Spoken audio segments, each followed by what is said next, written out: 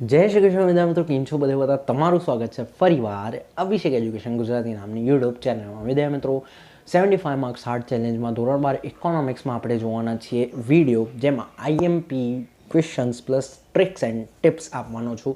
કયું chapter? Blue પ્રિન્ટને according you can ignore it. બરાબર છે.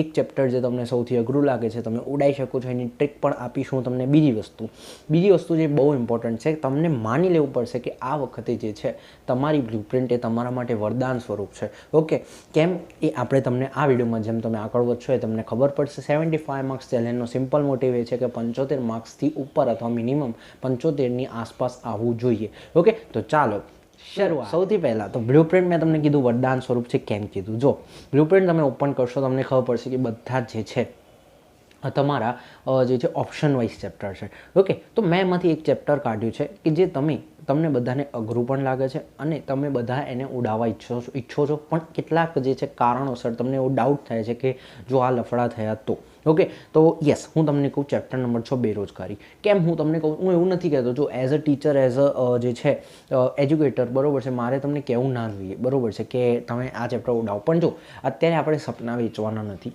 ઉડાવવાનો મતલબ શું છે કે જો તમને ના આવડતું હોય તો યુ કેન ઇગ્નોર. બરાબર છે. કેમ? અત્યાર સુધી ભણી ચૂક્યા છો તો એને ઇગ્નોર ના કરતા એ તમારા માટે ફાયદો થશે.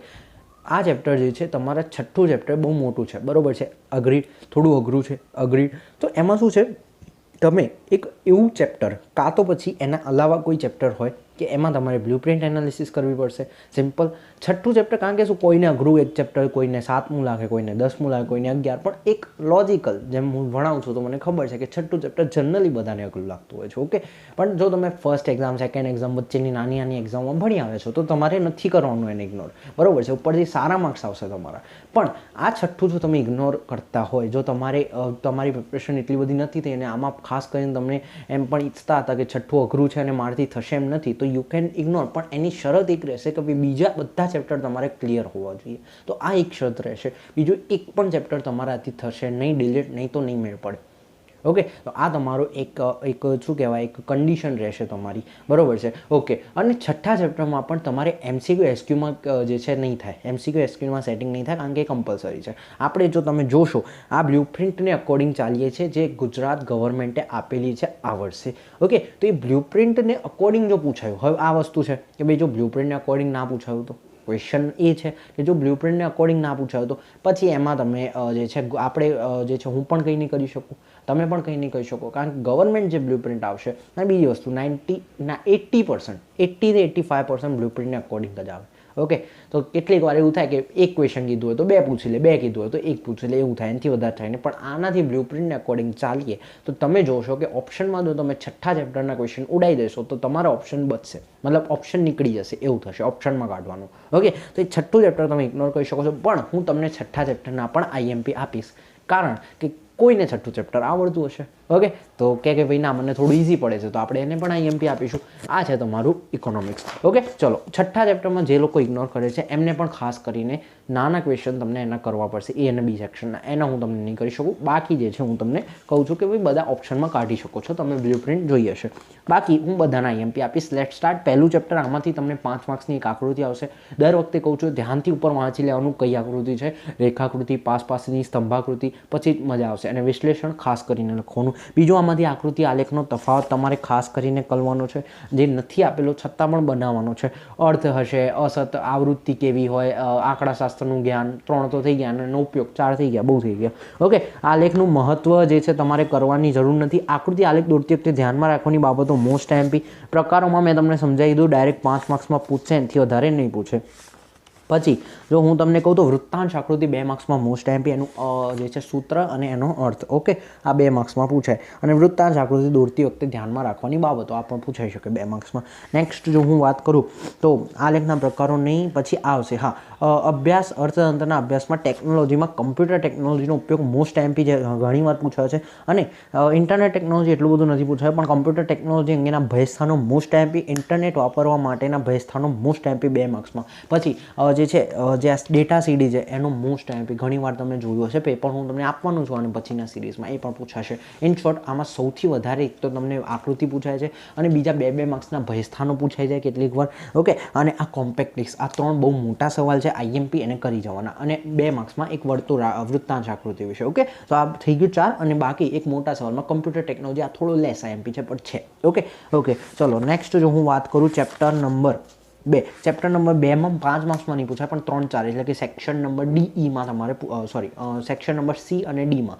ઓકે, એમાં તમારે પૂછાશે. ઓકે, જે તમારો 3 માર્ક્સનો અને 4 માર્ક્સનો રહેશે. ઓકે, એમાં તમારું આવવું પડશે, આમાં મતલબ આમાં હશે એ વસ્તુ અમારા એમાં હશે સેક્શન નંબર ડીમાં. ઓકે, જે તમારો 3 માર્ક્સમાં હશે. ઓકે, લેટ્સ ગો ડિસ્કસ કરીએ એમાં. ચેપ્ટર નંબર 2માં તમારું શું પૂછાય? સૌથી ઇમ્પોર્ટન્ટ સવાલ, આર્થિક વિકાસ અને આર્થિક વૃદ્ધિનો તફાવત ઘણીવાર પૂછાઈ ગયેલો છે. બીજું, આર્થિક વૃદ્ધિની વ્યાખ્યા અને આર્થિક વિકાસની વ્યાખ્યા, બરોબર છે. ઓકે, પછી આર્થિક વિકાસના લક્ષણો, મોસ્ટ આઈએમપી. ઓકે, પછી જો હું આગળ વાત કરું, હવે જો આ તમે જો ને કેટલી વાર એવું થાય કે ભાઈ એક માર્ક્સમાં એવું પૂછી લે કે આ વ્યાખ્યા કોણે આપી છે એમસીક્યુમાં. માઇકલ ટોડેરોની વ્યાખ્યા પૂછી લે, જેમ મેયરની, મેકલઅપની. ઓકે, તો તમે કોઈ પણ જે છે 1, 2, 3 બે તમારી વૃદ્ધિની આપી છે અને 3 તમારી આર્થિક વિકાસની આપી છે. ઓકે, તો તમારે શું કરવાનું છે? કોઈ પણ 4 વ્યક્તિઓને તમારે કરવાની કોઈ એક વ્યક્તિ નહીં. આર્થિક વૃદ્ધિની એક કરશો એટલે એક નહીં આવડે. પછી પહેલામાં 3 કોઈ પણ 2 કરીને જાઓ. એક તો માઇકલ ટોડેરોની તો બહુ પરિમાણીય છે અને એક તમે મેયરની કરી જાઓ અથવા મેકલઅપની કરી જાઓ એટલે તમને ખબર પડી જશે કે અચ્છા મેકલઅપની આ છે અને મેયરની, સપોઝ તમે મેકલઅપ અને માઇકલ ટોડેરોની કરી છે, તમે કહેશો આ મેકલઅપની આ છે અને ટોડેરોની આ છે. એટલે કોઈ જે એમસીક્યુમાં સપોઝ પહેલાની મેયરની પૂછ્યું હોય, જેમ મેયરની, તો તમને ખબર પડી જશે કે ના આ મેકલઅપ અને પહેલામાં નથી એટલે બચ્ચો એ મેયરની જ હશે. રાઈટ, તો આ તમે કરી શકો છો. ઓકે, 1 માર્ક્સમાં છે આ વસ્તુ. પછી જો હું વાત કરું આર્થિક વિકાસના લક્ષણો, મેં તમને કીધું આર્થિક વિકાસના ખ્યાલની મર્યાદાઓ પણ કરીને જવાની અને આર્થિક વિકાસ અને વૃદ્ધિનો તફાવત. નેક્સ્ટ જો હું વાત કરું વિકાસના નિર્દેશકો, બધા જ મોસ્ટ આઈએમપી છે 5 માર્ક્સમાં. આ સવાલ એક મિનિટ જો હું તમને બ્લુપ્રિન્ટમાં આ વખતે કોઈ ચેન્જ ના થયો હોય તો હું તમને ખાલી કહી દઉં. ઓકે, તો આમાં જે છે આ ચેપ્ટરમાંથી એમણે મૂક્યો નથી. ઓકે, આઈ રિપીટ, એમણે જે છે મોટામાં નથી મૂક્યો પણ સેક્શન નંબર ડીમાં જે તમને આ વસ્તુ જોવા મળી શકે છે. ઓકે, ચેપ્ટર નંબર જે છે સેક્શન નંબર ડીમાં માનવ વિકાસાંક. ઓકે, હા, તો જો નિર્દેશકો તમને એમાં પૂછાઈ શકે છે સેક્શન ડીમાં. ઓકે, તો નિર્દેશકો ખાસ કરીને જવાના છે, તો એ તમારે ખાસ કરીને 4 કરવાના છે, આંકડાઓ સહિત કરવાના છે. તમે એમાંથી પોતાના હિસાબે ટૂંકું કરી શકો, કાપી શકો છો. ઓકે, તો પછી એમને તમને કહી દીધું નિર્દેશકો પૂછાય છે, જનરલી એવું પૂછાય જે છે તમારે નિર્દેશકો આર્થિક વિકાસના સમજાવો. ઓકે, ચલો નેક્સ્ટ જે છે નિર્દેશકોમાં અંદર તમારે બેઝિક લખવાનું. જ્યારે નિર્દેશકો બેઝિક, એમાં મર્યાદાઓ ના આવે. પછી જે છે મર્યાદાઓ એકેમાં ના લખતા, બરોબર છે. પછી જેમ કે પેજ નંબર 20 ઉપર તમને જીવનની ભૌતિક ગુણવત્તામાં સમાવિષ્ટ બાબતો એ બધું એમાં ના આવે. ઓકે, ટૂંકું આવે.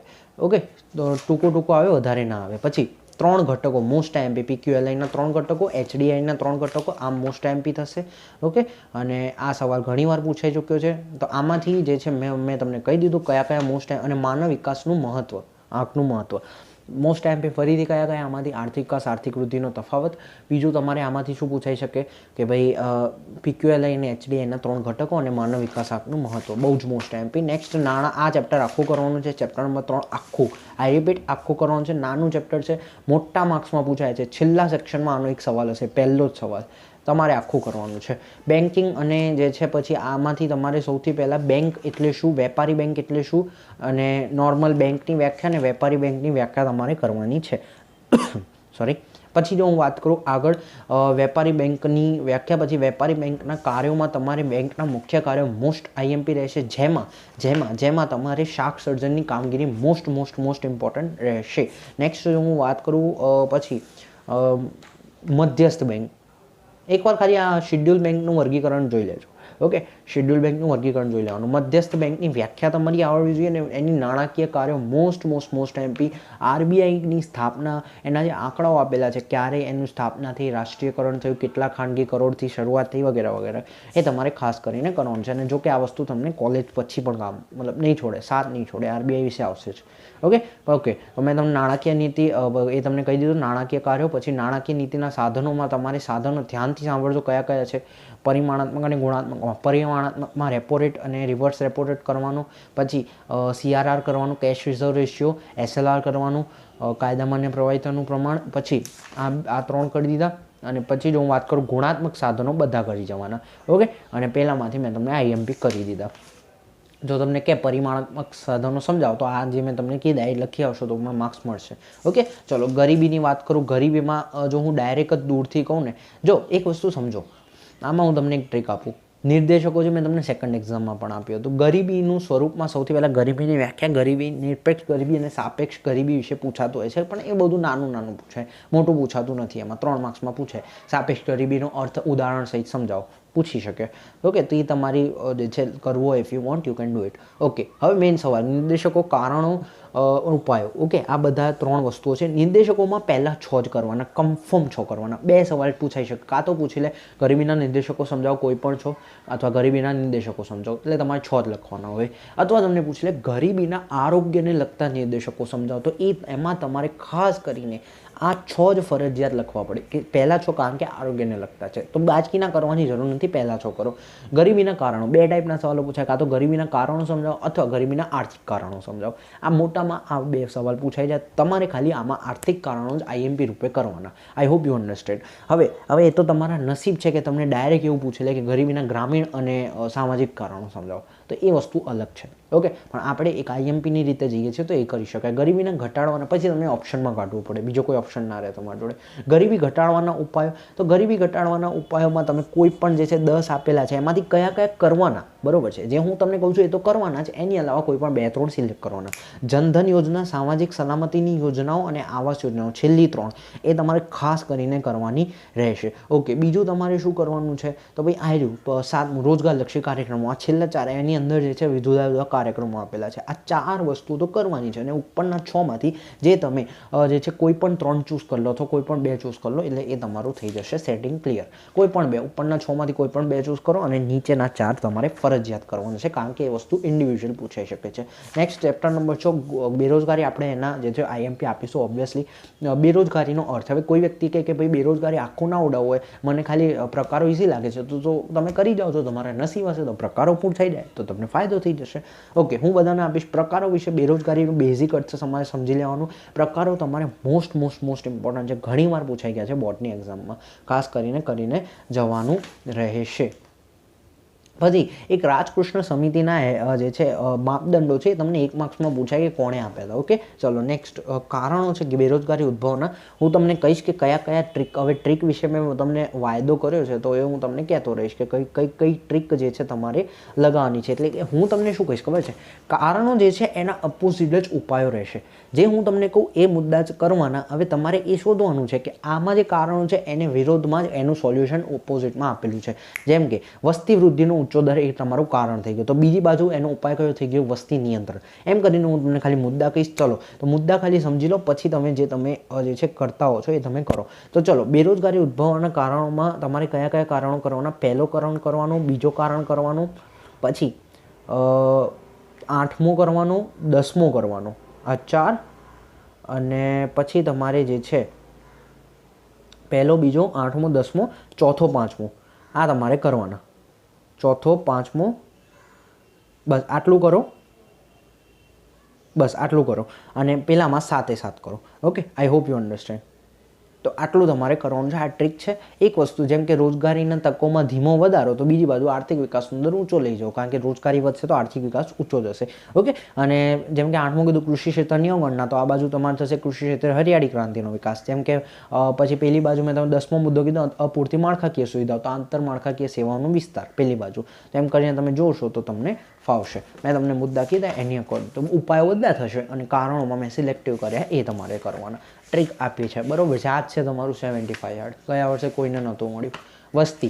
વસ્તી વિશે શું કરીશ, વસ્તી વિસ્ફોટનો અર્થ સમજાવવાનો છે, તમારે કરી જવાનું. વસ્તીના વલણોમાં એટલું બધું પૂછાતું નથી. સાચું કહું, બધા આંકડાઓ. વસ્તી તમારું 15 માર્ક્સનું જનરલ ઓપ્શન સાથે પૂછાય છે. ઓકે, આ વખતે તો તમારે વસ્તીને ઇગ્નોર ના કરે. હવે આંકડા તમારે બધા વલણોમાંથી બધું આંકડાઓનું છે. ઓકે, જેમ કે જે છે 1921 વાળું વિભાજક, મહાવિભાજક વર્ષનું આવશે આંકડો, પછી વસ્તી વૃદ્ધિના દરનો આંકડો આવશે, એમાં 1921 વાળું મેં જેમ તમને કીધું 70 લાખ જેટલો આંકડો છે. પછી આપણો 1900 જે છે આગાહી થઈ હતી, બરાબર છે, તો કેટલા વર્ષમાં આગાહી થઈ હતી, કેટલું આગાહી થઈ હતી, એ જે છે તમારે 2011થી 25ના સમયગાળામાં હવે કેટલાનો અંદાજ છે, બધું તમને પૂછાઈ શકે છે. સ્ત્રી પુરુષની વસ્તી થઈ છે 1000ની સંખ્યાએ, કેરેલામાં કેટલું પ્રમાણ છે, આપણા ગુજરાતમાં કેટલું પ્રમાણ છે, દર 1000 પુરુષોએ, ભારત ઓવરઓલ ભારતમાં કેટલું પ્રમાણ છે, આ બધું તમને પૂછાય છે. ઓકે, બેટી બચાવો બેટી પઢાઓ વિશે પૂછાઈ જાય. આ બધું એક માર્ક્સનું છે, બધું એક માર્ક્સનું છે. પછી તમને પૂછાઈ જાય કે 0થી 14 ઉત્પાદક વસ્તી અને અનુત્પાદક વસ્તી, તો એ બધું તમને પૂછાઈ જાય. 0થી 14 અને પાછળ 64થી ઉપરવાળા અનુત્પાદક કહેવાય, વચ્ચેના ઉત્પાદક વસ્તી કહેવાય. I hope you understand. તો એમાંથી બધું એક માર્ક્સનું પૂછાય. શહેરી વસ્તી, ગ્રામીણ વસ્તી કેટલી છે, વસ્તી વધારાના કારણો, જન્મદર અને જન્મદરનો અર્થ, મૃત્યુદરનો અર્થ બેઝિક આવડવું જોઈએ. ઊંચા જન્મદરના કારણો મોસ્ટ ઇમ્પોર્ટન્ટ રહેશે. તમારા વસ્તી નિયંત્રણના ઉપાયોમાં તમારે બધા ઉપાયો કરી જવાના. ઓકે, અને ઊંચા જન્મદરના કારણો મેં તમને સમજાવી દીધા. નેક્સ્ટ જો હું વાત કરું ચેપ્ટર નંબર 8 કૃષિ ક્ષેત્ર કૃષિ ક્ષેત્રમાં તમારું શું પૂછાઈ શકે? કૃષિ ક્ષેત્ર અર્થતંત્રની કરોડરજ્જુ છે, સમજાવો. 2 માર્ક્સમાં પૂછાઈ શકે. વર્તમાન સ્થિતિ છે, કારણો છે, ઉપાયો છે, અને ઉપાયોમાં જો સૌથી પહેલાં ઉપાયો કહી દઉં. સંસ્થાકીય સુધારો, ટેકનિકલ સુધારો મોસ્ટ એમપી છે. ઘણીવાર મેં આને જોયા છે.